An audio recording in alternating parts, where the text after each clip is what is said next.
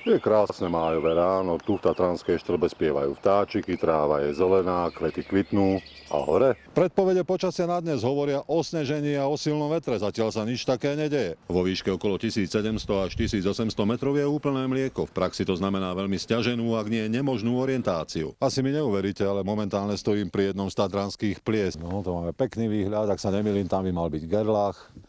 Zadný Gerlach, Litvorový. Chodník sa strátil v snehu a hmle. Čo?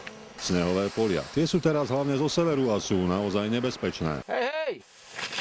Ty! Ja som brzdil, jak som mohol. Ďalšou jarnou hrozbou je padanie skál.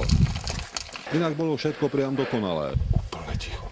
Po snežení ani stopy, len náznaky ranného mrazu. Konečne sme sa dostali do cieľa. Tak a sme vo výške 2200 metrov. Podľa predpovedí by sme teraz mali mrznúť, prípadne byť v snežení. A pozrite sa. Na sever sa rozprestieralo nekonečné biele more. Štíty vystupovali ako ostrovy. Pobehovali sme od radosti a show pokračovala. Ty, jak sa to válí teraz, to je sila. Kombinácia svetelných a vizuálnych efektov, ktoré nikto nikdy nevymyslí.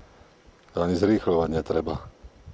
Biela masa sa valila cez pleso, v komínoch štítov sa to varilo. Zostúpili sme z tej krásy doslova do sivej reality. Nesnežilo, nevadí. Z Vysokých Tatier pre televíziu Joj, Jožo Kubáni.